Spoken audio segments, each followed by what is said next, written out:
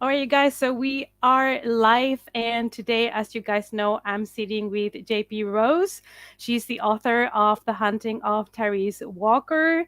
She has some adult crime thrillers, as I found out, and this has been her first younger YA book. And she can introduce us a little bit to the story and let us know what the book is a little bit about. Hi, thank you so much for having me. So, The Haunting of Tyrese Walker is about a young boy. He's 14, and he's going through a really traumatic time. So, his mum thought, I know, let me take him to Jamaica, to go and stay with Grammy in the Blue Mountains. And he just does not want to go because he just wants to shut away the world because he's suffering and he doesn't want to speak, he doesn't want to be spoken to. But his mum's like, no, you gotta go. So once he's there, from the real first day, the first evening, really weird things start to happen.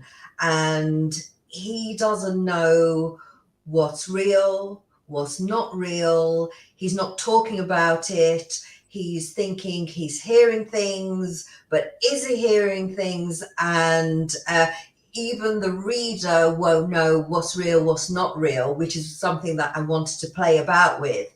And he, I think he makes it worse because he's really locked down in his head.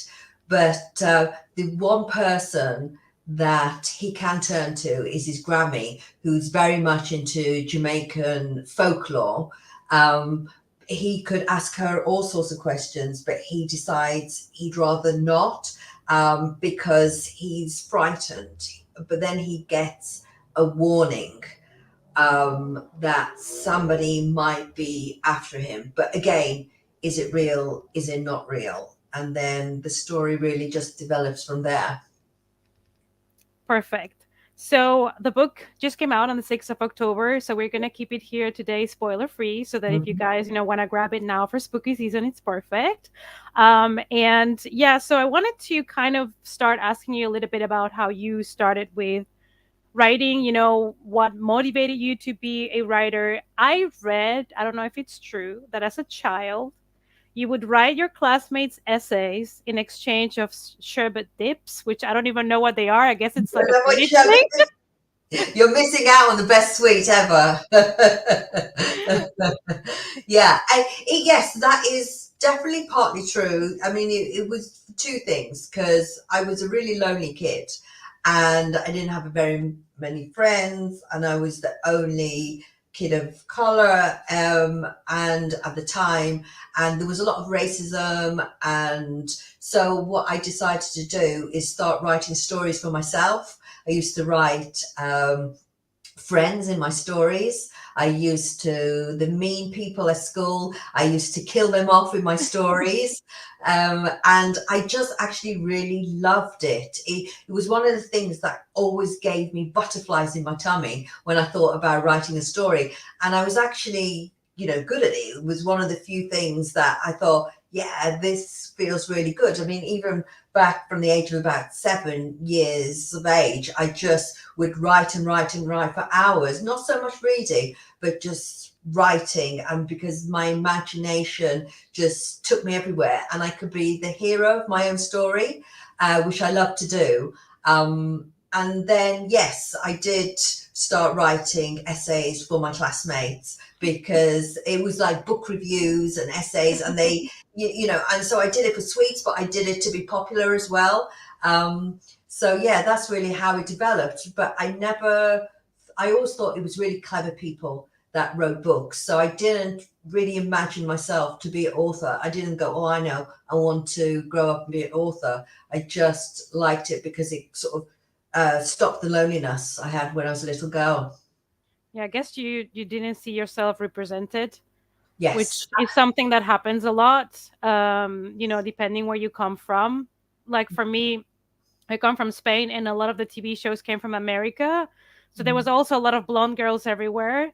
And when you're a kid, then you don't see yourself sometimes in a lot of different characters. So I feel like, luckily, we now live in an age where it's changing, but finally, Yeah. for the better. So I know you did go to acting and then Hmm. decided to come back to writing. So were you always writing, or did you really like put a stop to it and then just decided, I miss it too much and I want to go back to writing? Well, I started when I started acting. I started developing theatre plays, and because I used to teach in prisons, I used to teach within the community theatre groups, and so we wanted to develop our own stories, and so it was putting the sort of the long sort of books on hold and the idea of the long essays on hold, but it was very much there was a continuation. It just developed into something else, and I loved because first I thought I'm actually going to start writing film scripts because I love film, I love that genre, and it was shorter and seemed a heck of a lot easier than writing a book. And so yeah, so I did that for a few years. So there was always something. I was always writing something, and poetry. I love poetry, and that was something you could just do on the bus, or when you were sitting waiting for the doctor's appointment or whatever. So yeah, I enjoyed that a lot. But then I used to get disheartened at this sort of parts that I was sent up for, and I used to think, well, I could write something better than that, and that's sort of how it's. I started really getting into it more seriously. And did you have any, or have at the moment, any authors that have inspired you or motivated you, that you read their books and you were inspired trying to do something like that? Or Yeah, I suppose it's not one specific author. I mean, I used to read Stephen King. I think everybody, I hope I'm not being too general, who loves horror started Stephen King sort of years ago. Virginia Andrews as well was because I had always been given books that were quite academic or something you had to study at school. And when I started to read Stephen King, Virginia Andrews, it really opened Harold Robbins, which isn't obviously horror, and Jackie Collins. I just saw there wasn't any rules because, and that's what I loved about these stories, that they threw away the rule book and just developed these amazing stories. And that's what inspired me really. It was just a huge amount of different authors. James Herbert, I love, the way he, just took rats and frightened us, terrified us all. I just love that. And I thought, wow, you can really, if you are a storyteller, there aren't any limits. There shouldn't be any limits. And that's what was, really I loved about the whole writing and storytelling idea, that it didn't matter what you wrote about as long as you took the readers on a journey. so I want to know why you decided to transition from adult books like to YA or young YA. Is it because you felt it was important, or there was a lack of certain representation in, like, for teens? Is it because you wanted to try something different? What was like the decision there to just try something different? Yeah, I think it's a combination of all of those because when I first, not my agent now, but when I first approached an agent, I approached them with a sort of YA quirky coming of age book. And they said, oh yeah, you can write, but nobody wants to read that sort of stuff. But why don't you write crime? And I had never really thought about it. And they said, you'd have much more of opportunity of getting published because nobody wants to read your sort of books. I was very naive at the time. And if I know now what I knew then, I would have gone, see ya, and tried something else. But I took this person for their word. And that's really how I got into crime, because they said, okay, come back in a couple of months with a gangland crime. So I put sort of my passion on hold, to write for teens, write for YA, and I started writing crime. And I did enjoy it because it is storytelling. Because for me, storytelling is storytelling. It's all about the characters for me, which excites me. So in a way, it didn't matter so much as long as I was telling stories. And I was surprised that I got a contract almost straight away with HarperCollins. And it just really developed from there. And I stayed in sort of adult publishing, writing adult novels for 10 years before I thought, you know what, it's time. Because I also saw the publishing industry opening up more, becoming more diverse, more inclusive. And I thought, it's now or never. And I had the most amazing children's agent. I have the most amazing adult agent, but also within that, there's the most amazing children's agent. And I just spoke to her and she was like, yeah, I'll support you, write what you want to write and then show it me and we'll, can work together on it. And she did. And that's how Tyrese came about, really. Yeah, sometimes, people have the right ideas too early in time, and Yes. people are not ready, or the publishing industry are not ready yet because it's a big risk. And I feel like nowadays, thankfully, it's not the case. Mhm. Back in the day, there were more like standards, more like things like you said before, things that fit into a certain, like shoebox or something, and they were like, yeah, this and this will sell, and the rest is too risky for us. But I feel Yeah. like nowadays, thankfully, it's really open. Yeah, And which I yeah, which I love because it goes about back to what you were saying about it's so important for everyone to see themselves reflected, yeah. within the pages of the novel. And so in a way was the perfect time for me. I had sort of honed my craft, as it were. I kind of knew what I was doing, even though this is teen, and there is a slight sort of you obviously have to slightly change the way you write um but yeah, and it was a challenge.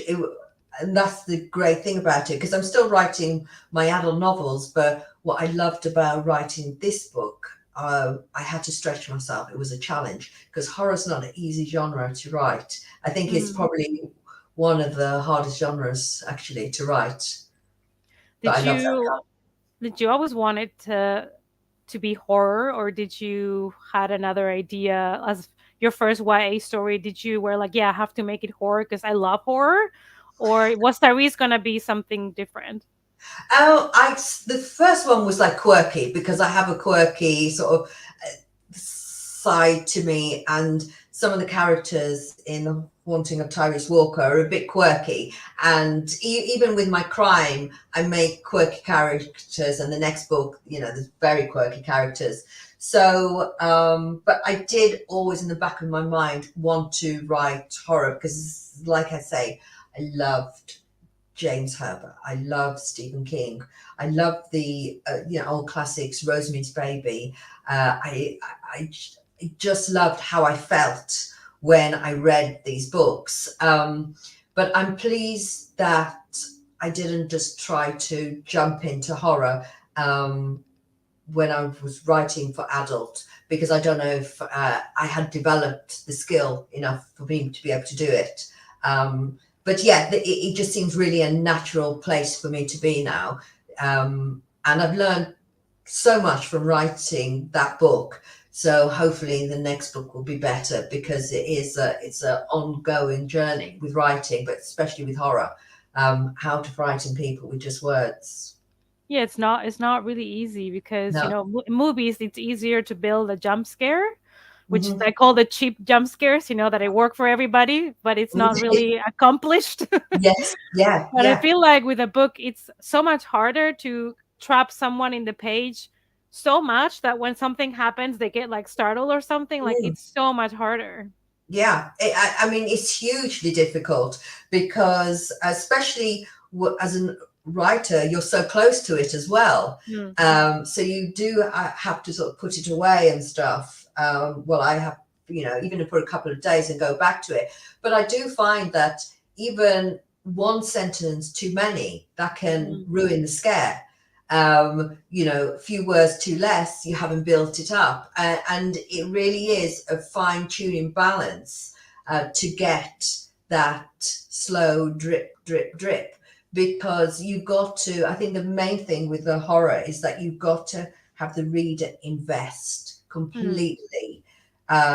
Because if you don't, there's, the jump scares or the, Yeah. they're not going to be startled by it at all. So it is so much about world building.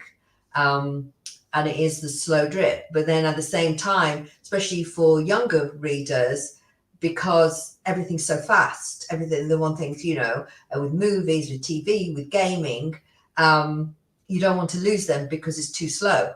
So Yeah. it really is fine tuning, fine tuning. So one of the things I really loved about the book was all the Jamaican culture that you introduced, like the language and the duppies, and when Tyrese talks about his hair and taking care of his hair, stuff like that, because it's such a like small thing, but a lot of people are gonna read that and see themselves. There's not so much talk about that type of afro hair and things like that in books or in media in general, which is so like a daily thing. If you have an afro, like the hair is something really important that you take care of, and there's a lot of that goes into it.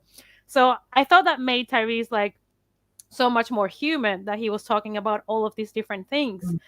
And I wanted to know if you always wanted the book to be really like Jamaican inspired with all the folklore in the culture.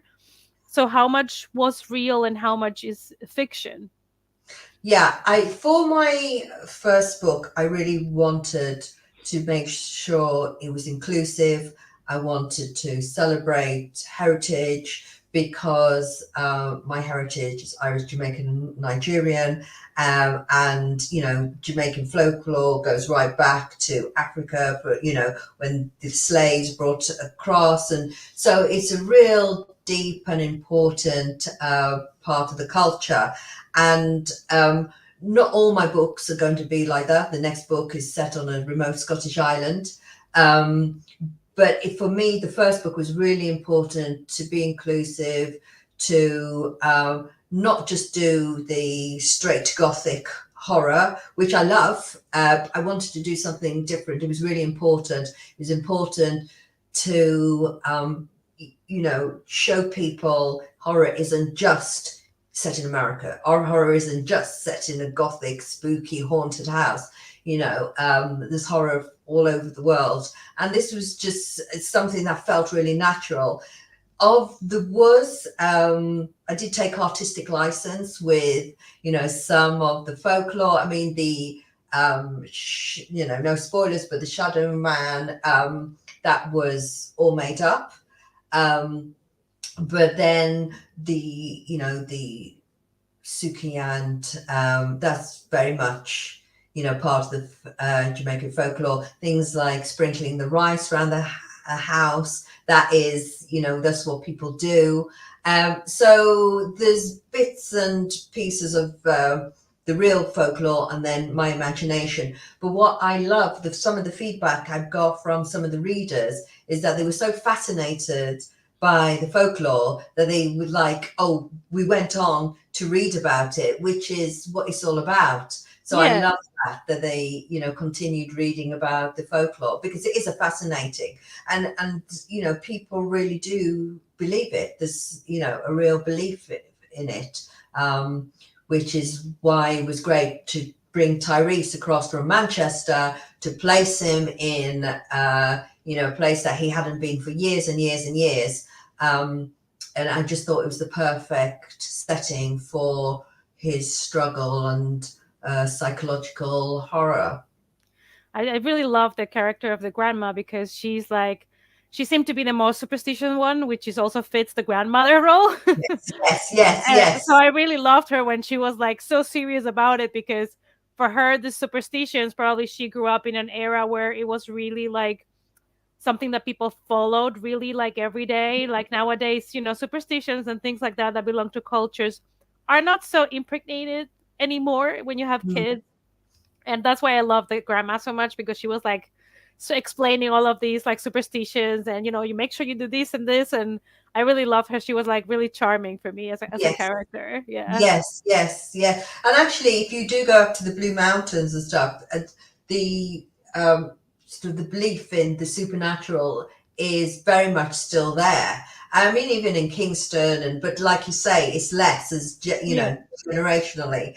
But if you say duppy to people, they'll be like, oh yeah, I know exactly what you're talking about. Yes, Yeah. yeah. So I wanted to talk about Tyrese more in like about his character because it is not so common for a teen book to focus so much on grief, like a loss of a parent, mental health, and you do see Tyrese struggle. And he's really like even afraid to go to sleep or dream because he has nightmares, and he doesn't want to talk about his trauma. I mean, he's a teenager. Normally teenagers don't open up to adults about this stuff, and he even talks about having panic attacks, so we know that he's mentally struggling with mental health. So how did you approach that? Because being a teenage book, it might not have been so easy. Those themes are not so normally portrayed in this type of books, but I think it's really important because maybe somebody picked up your book and they lost a parent like a year ago, and they can see themselves also reflected as well. It's not just about cultures or things like that. It's also about mental health and teenagers, because they don't get enough information and they think there's something wrong, or that they're alone and isolated in their feelings. Yeah, I mean, thank you for saying that. That's exactly right. That's what I wanted to do because I had lost my adopted mum a few years, previously before I wrote this book.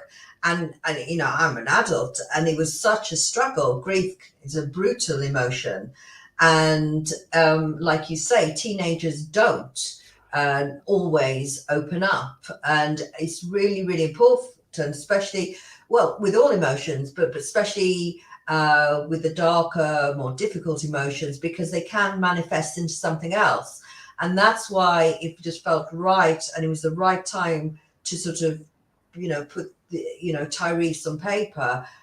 His struggle with grief, crossing over to the psychological, the folklore, what's real, what's not real. Um, and my agent was really positive about me doing that. The publishers were as well, because boys in particular, as there's not loads and loads of books with young teenage boys struggling with grief, and they call it puddle jumping a lot when young people are going through a really difficult emotion, because one moment they're splashing into the emotion and it's terrible. The next moment they're coming out of it and it's all okay. And it's a huge roller coaster. And I did want to sort of show, hey, this is, if you're going through this and this is what you're suffering, and it is normal, but it's also worth speaking to somebody. Yeah, it's hard sometimes for me to write a book without a message. Most of my books, even the crime books, there's some sort of message in it. I know that some people just do a sort of good old storytelling, but it's just who I am as a writer. So it sort of naturally occurred. This young boy Tyrese really struggling. Okay, we have a question from somebody that's watching, so we'll take that one now. So is Tyrese Walker inspired by someone in particular or made up? I think Tyrese is a combination of a lot of teenagers that I've met. I've got teenage boys, and it was more that he came to me and he just developed. And I've seen young people struggle over the years, and it was just the sort of a melting pot of all the teenagers I've sort of met, with a sprinkling of what I believed Tyrese will be going through. So now I would like to talk about the three main teens that you have in the book, which are Marvin, Tyrese, and Ellie. And they are so different because they all come from different upbringings. They had different childhoods in a way, and they ended up kind of bonding and being together in a moment of well, fear. They were being threatened, and it's kind of like a found family moment where they just, found each other, even though they were so diverse. So did you plan to have kind of like a found family moment? Do you like that trope? Was it something that just naturally happened? Did you want to portray different types of upbringing and then, be like, even if you were born like this, you can still, be friends and, and face this together? Marvin, Tyrese's cousin, was always part of the plan. And what I wanted to show with Marvin is that he's proud of who he is. He's proud of Jamaica. He's proud of, his culture. And because what I find sometimes I read books and, everybody wants to be American or they want to be British or they're apologetic on who they are. Whereas Marvin was more like, oh wow, you're an English boy Yeah. to his cousin, and there was no part of Marvin that wanted to be somebody else, as in American. He wasn't even particularly bothered about having not huge amounts of money, and that was really important to me because it was important to celebrate Jamaica.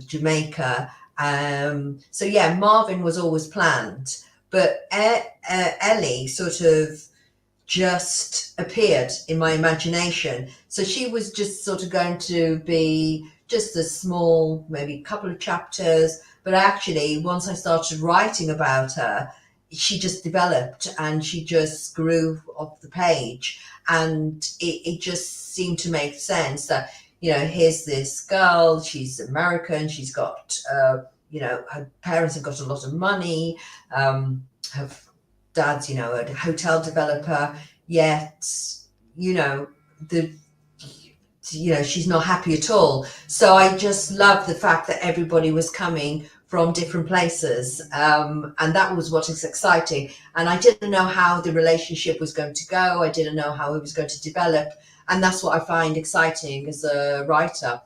So yeah, it was fun to write. I felt like Ellie, in a way, had parallels with Tyrese, but maybe I'm stretching because, in a way, she also didn't have a father Yeah. figure. Yes, So exactly. it's kind of like the same thing but different. I mean, her father is alive, but Mm. he's not present. So she could Yes, also, yes. I saw it like a kind of like a parallel with Tyrese in a way. But maybe I'm Yes, stretching. I'm looking for I things. know. I love that because obviously when you write, when I write, you Sometimes write. it's unconscious. Yes. I mean, you've got the first and foremost. I want people to enjoy the story. That's it. Have and then there are different layers, and whether some people see that or some people don't, that's okay. But yes, I wrote it as a very much of a parallel to each other. So I'm delighted that you saw that. I picked that up. Thank you for doing it. Okay, we have another question. Was Tyrese Walker a hard book to write? If so, what were the main struggles? Oh, yes, it was very difficult. It was the hardest book I've ever written, actually. And I've written 17 books. So it was, like I said at the beginning, the slow drip, drip of horror. How much is too much? How, because less is more. But Mhm. then I started worrying, but if less is more, is is the reader going to be bored? Is nothing happening at all? And that was the difficult part. And then also having rules in the supernatural world, because as much as it's a supernatural world, they still have to have certain rules, and you still have to make the supernatural kind of believable as well. Otherwise, you go ah. And so it was very difficult. I mean, usually when I'm writing books, I probably do one draft, one draft, and then some structural edits. This 10, 12 drafts. My agent helped me with it. We were going back and forth and working on it. And same with my publishers, because it was just about being able to stand back having input, and because I had the character of Jamaica. Jamaica was a character within itself. Um, and then you've got the supernatural horror, then you've got the grief element, then you've got the friendship, and it had to all equalize and balance, because you didn't want one heavier than the other, otherwise it threw the whole book, off. So yeah, it was a very difficult book to write. So you've mentioned the Shadow Man before. It's kind of like one of the main threats that we have in this book. And you mentioned that it was invented. It came from your imagination. And I felt like that was such a good name for this character because the Shadow Man is something that, even all of us can carry with us, like a shadow that is always haunting us, for what it represents in the book. So what's the I don't want to go into too much detail because spoilers, but did you have fun creating this character? Was it hard?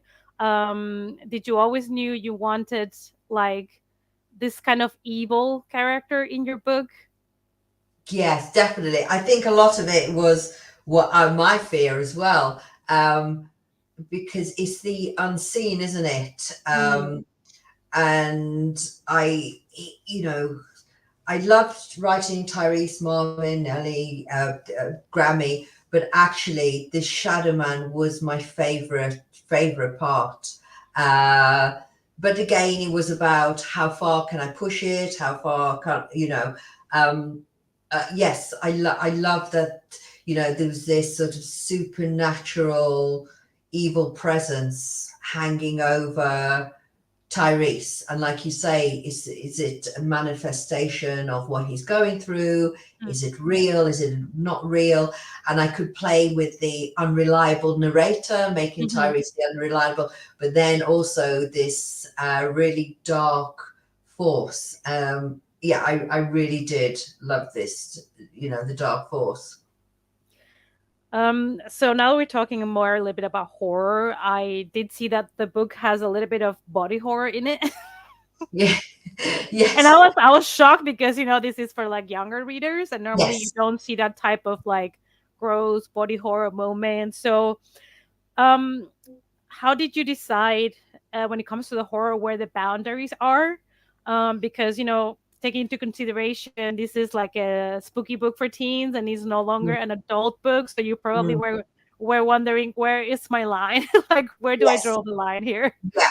I mean, I think if I had written, it's interesting to say that if I had written for adults, this book for adults, I probably wouldn't have done the body horror. It would have been purely Supernatural. psychological, Mm, and obviously not giving away anything, but right at the end, it would have just been all in the mind. mm, But I just felt, you know, it needed something else, and because it was mixed with folklore, I thought I can get away with it, mm, because it was very much uh, with these, Jamaican folklore characters, as it were, rather than humans. Yeah, I don't think I could. I think the line would have been.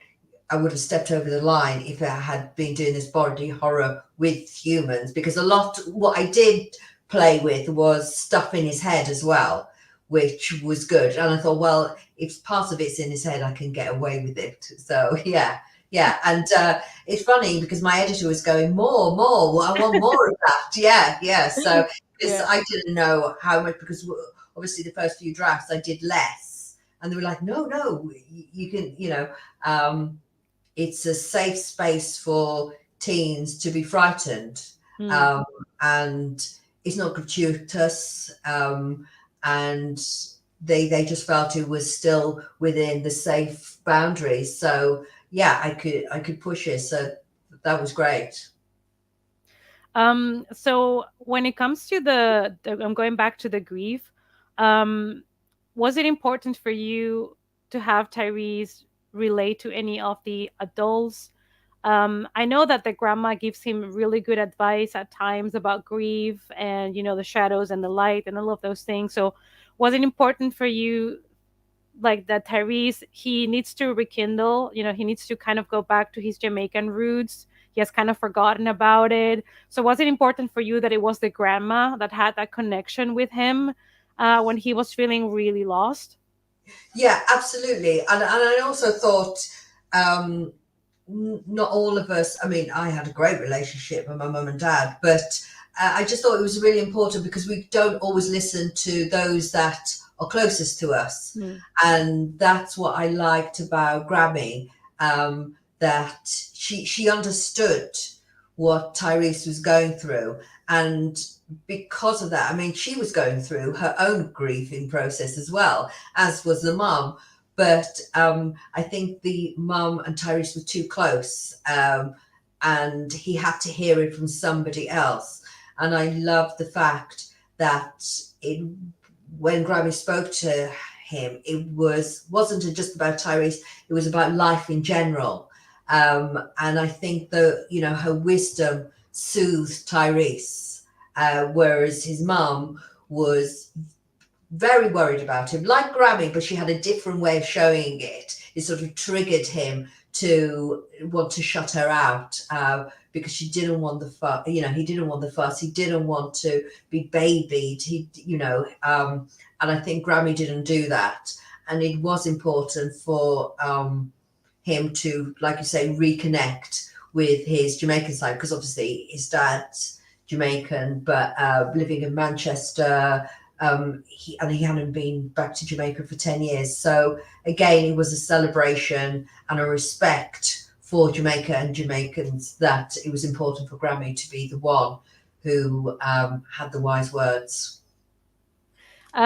So this place, was it real? Is it somewhere you've traveled or heard about, or was it completely all made up, like the world building? Well, there was it is world building, but actually the Blue Mountains are very much like that. It does feel like you're away from everywhere. It's a perfect setting um, for psychological horror, because you've got the mountains, you've got the forests, and cities and towns and villages are nowhere to be seen. So it was for me about creating somewhere claustrophobic, which sort of mirrored what was going on in Tyrese's head, that claustrophobic sense. Because I do love horror books that are set somewhere a bit isolated. I know you can Yeah. have them in cities, and I know you can have them in towns, but for me, I do love that claustrophobic sense of a horror, and that's what I wanted to recreate. Yeah, there's something really creepy about just being in the middle of nowhere. Yeah, Like, yes, yes, you know that yes. help is not gonna get there quick enough, so you might as well figure it out by yourself. Yeah, yeah, exactly. I mean, because sometimes the fun in the horror are the cliches. Yeah, You're miles from anywhere, nobody can hear you yeah, scream, and yeah, that's what I love. That's what I love, and because even if nothing was happening, you can't help your imagination, you know, getting carried away. yeah. So that the shadow or the noise behind the tree or the bird flying. Through the branches, it starts ticking your imagination. And that was great fun for me to play with as well when I was writing. Is there somebody there? Or is it just the wind through the branches? That was great. I really did enjoy that part of the book. It's when you're younger, you're more impressionable. So if somebody tells you a story, you tend to believe it. You're not sure if you should believe the whole thing or not. So when creepy things start to happen around you, you're more aware of the shadows. You're more aware of your environment. And for Tyrese, it's also a place that he hasn't been in a long time.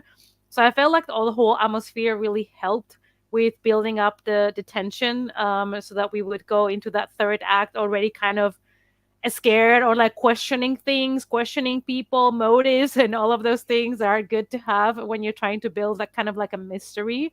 Yes, yeah. I wanted the reader not to be sure who to trust, should, because even though it's third person intimate, so we're very much up close with Tyrese.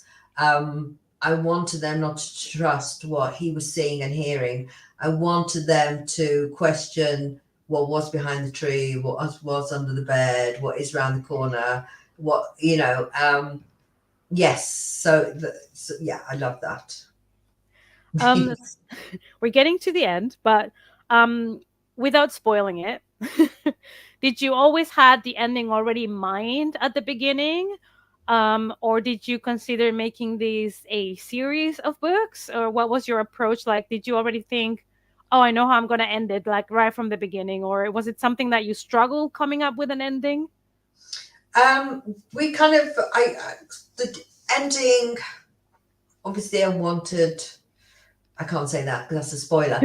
But no, I'm sort of an organic writer. I Plan, like, often, I don't plan.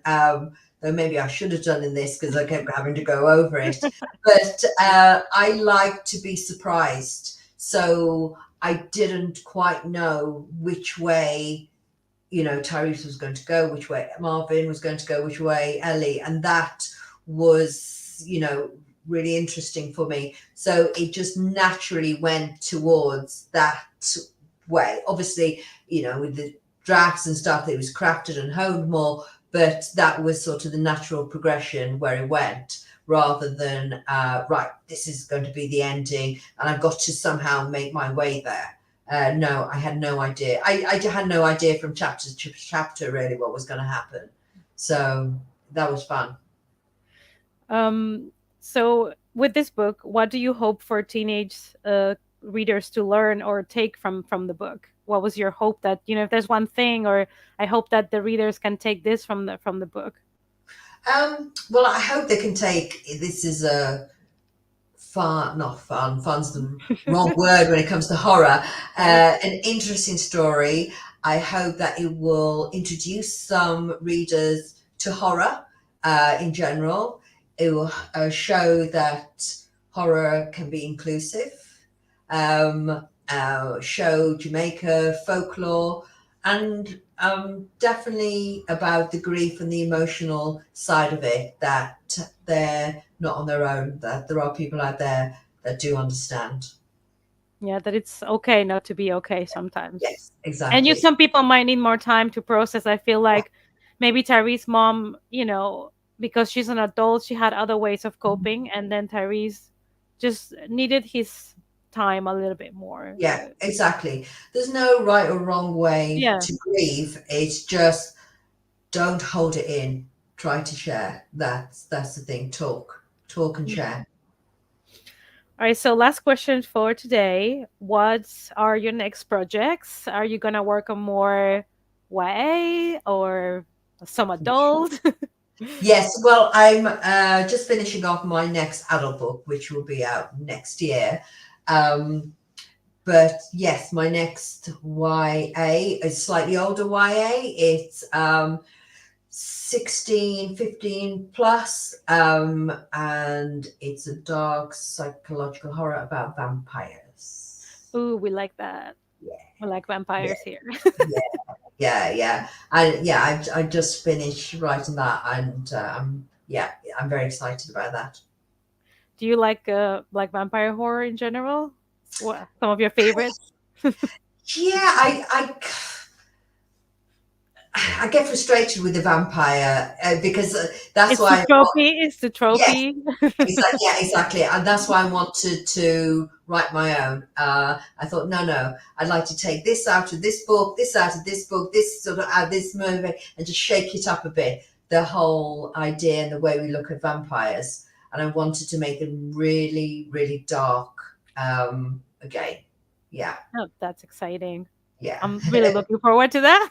I Thank love you. when people build up their own like lore, like their Yes, own kind of world, and they yes, just don't stick to ABCs when it comes to mm, vampires. I love to see what every author does differently.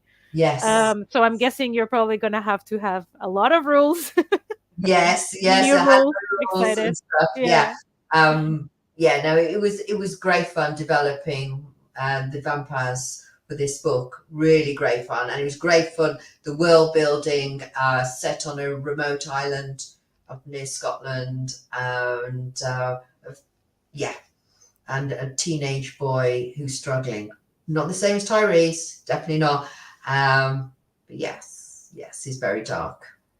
Perfect. So is that coming out next year, or do we have any? Yes, it will be out at the end of next year or the beginning of 2024. Perfect.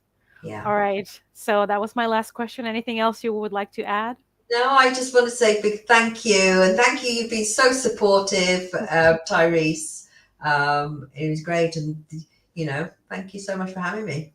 Yeah, thank you so much for coming. Like, I was got so excited because I'm always looking for, books are different when it comes to horror because I've read a lot and I always look for something that it's gonna give me a little bit of something different, something fresh. And I'm so glad that I found the book and I read it because I've loved all the representation and things that I was not familiar with, and it makes you curious about other cultures and superstitions and other types of horror stories that kids were told by their grandparents, like things like that. And it's just so interesting to see because otherwise it's always the same thing. Exactly. So Exactly. thank you so much for bringing us Therese. Thank you. And thank you guys so much for watching. So if you want a good spooky read and hopefully we sold it to you with this live stream, pick up The Haunting of Tyrese Walker. And yeah, thank you guys so much. And I'll see you all next time.